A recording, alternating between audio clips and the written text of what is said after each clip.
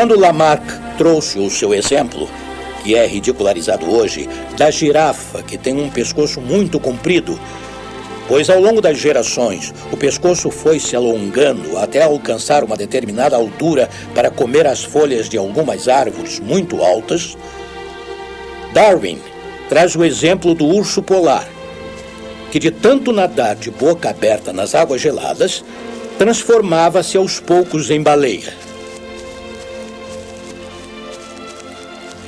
Com a zombaria dos colegas, ele retirou este exemplo do seu texto. Portanto, a ideia do que mais tarde passaríamos a chamar de hereditariedade é compartilhada por boa parte dos cientistas da época que não conheciam a genética nem a hereditariedade. Não havia ciência da hereditariedade nem da genética.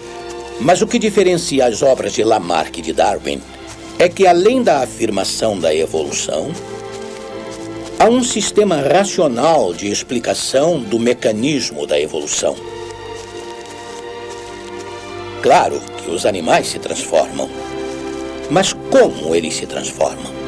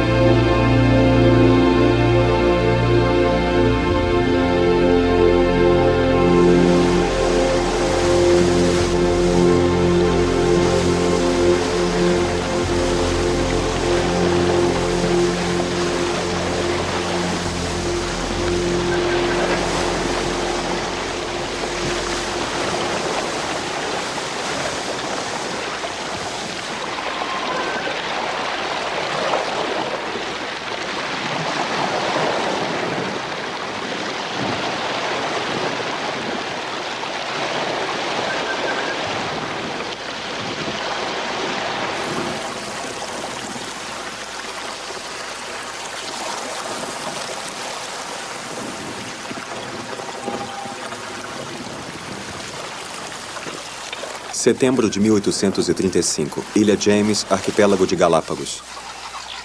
Eu nunca poderia ter imaginado que ilhas que se situam a cerca de 50 ou 60 milhas de distância, quase todas de frente uma para a outra, formadas das mesmas rochas, sob um clima absolutamente igual e praticamente todas da mesma altura, pudessem ter animais tão diferentes.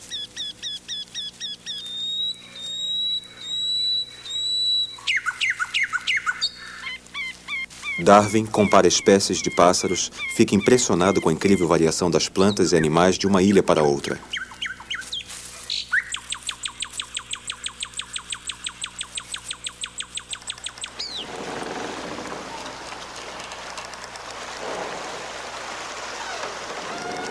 Ele cataloga 71 espécies vegetais, das quais 38 são específicas do arquipélago e 30 só na ilha James.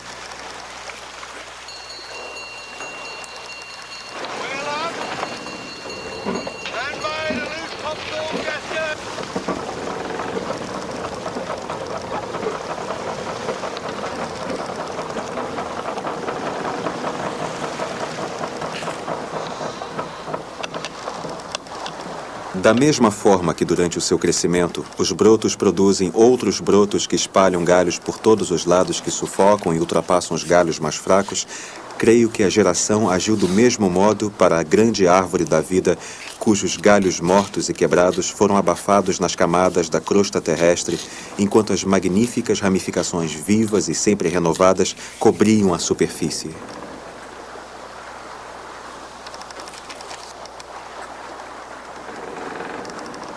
Os fósseis encontrados na América do Sul não são muito diferentes dos das ilhas. As espécies vivas são muito diferentes. Por quê? Olhando os fósseis de tempos mais recuados, parece que cada animal tinha um ancestral com o qual pouco se assemelhava. As tartarugas e iguanas de Galápagos são diferentes dos da América do Sul. Durante milhares de anos, aprenderam a se adaptar a seu meio. Para isto, eles evoluíram. É a explicação de Darwin. Eles se transformaram. Mas o essencial é descrever o mecanismo da evolução ou da transformação. E Darwin inventa realmente este mecanismo com o nome de seleção natural ou de persistência do mais apto. E na origem das espécies, ele diz: chamo de seleção natural ou de persistência do mais apto o desaparecimento das variações que não são favoráveis e a manutenção das variações que o são. Esta ideia de seleção natural é tão simples e brilhante que pode aparecer na forma de uma tautologia. Os mais aptos persistem, pois os que persistem são os mais aptos. E o meio se encarrega de fazer a seleção. Esta é a seleção natural, onde desaparecem as variações que não se adaptaram. Portanto, a seleção natural é um mecanismo a posteriori. É depois da mudança de forma que ocorre a seleção natural.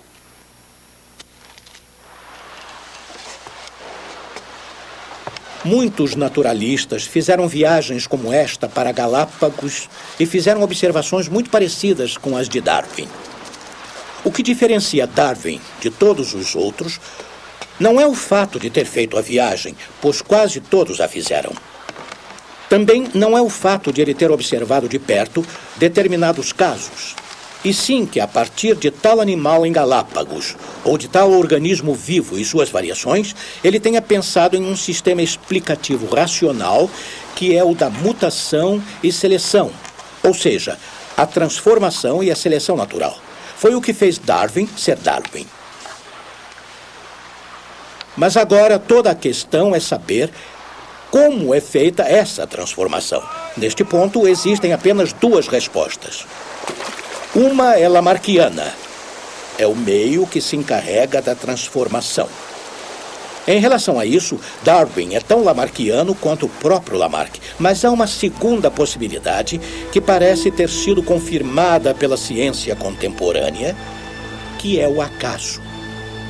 As variações e transformações ocorrem por acaso. E é só mais tarde, quando se teve a ideia extremamente precisa do que é o material genético, que se descobre o que é uma mutação. Claro que a palavra mutação não foi usada por Darwin. Esta palavra só será entendida muito depois e dominada pela ciência.